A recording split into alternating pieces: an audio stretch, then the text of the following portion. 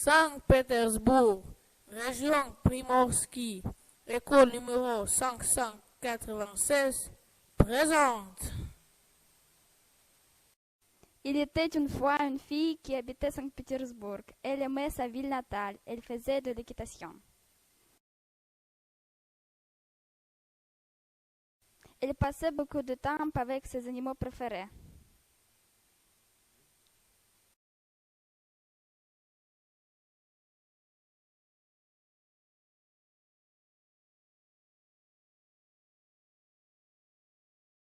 Une fois, cette fille s'est couchée et elle a vu un sommeil intéressant.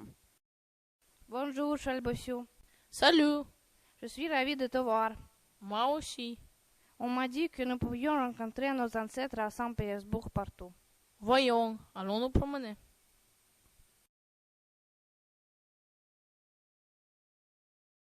Regarde, nous traversons le pont.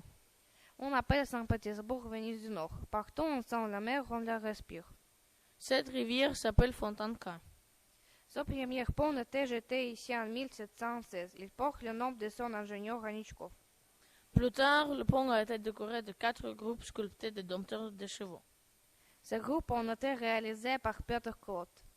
Pendant le blocus de la ville, les sculptures du pont ont été enfouies dans le jardin du palais Anichkov. En nos jours, les chevaux de Claude restent des symboles de Saint-Pétersbourg.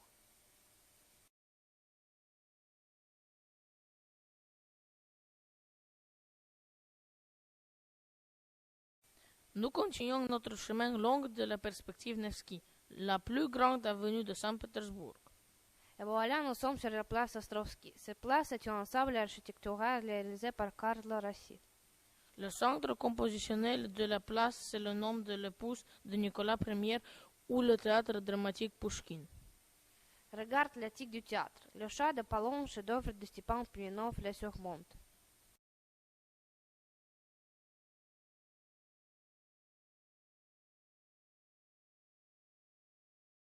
Pas loin de la place du palais de l'autre côté de la cathédrale Saint-Isaac se dresse le monument à Nicolas Ier.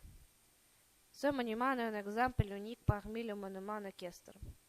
Cette statue qui est à l'auteur de 6 mètres n'a que 2 points d'appui.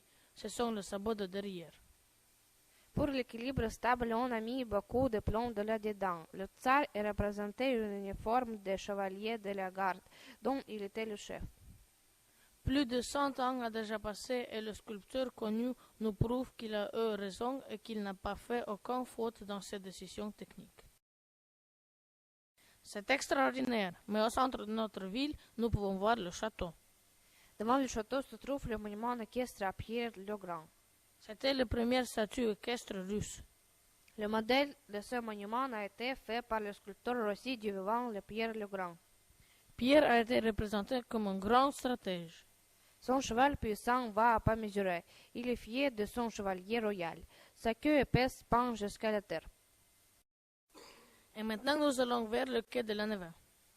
Regardez à votre gauche, c'est le manège qui se trouve sur le boulevard de la garde de cheval. Ce bâtiment a été construit dans le style classique. Au-dessus de l'entrée, nous voyons le bas-relief avec les batailles de l'équitation de l'Antiquité. De deux côtés de l'escalier, il y a des statues des adolescents qui tiennent des chevaux cabrés par la bride. Maintenant, le manège est utilisé comme la salle centrale des expositions. Et enfin, nous sommes devant le monument qui s'appelle le Cavalier de Bronze. Ce monument très connu est l'un des symboles de Saint-Pétersbourg.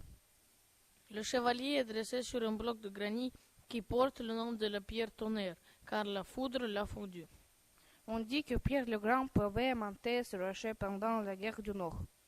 Pierre Ier, assis sur le cheval monté au bout du rocher, étend son bras droit en avant.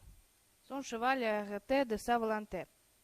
Sous le sabot de derrière du cheval, il y a un serpent qui symbolise le mal, l'opposition contre les réformes de Pierre le Grand. Le chevalier de bronze est l'un des meilleurs monuments équestres du XVIIIe siècle.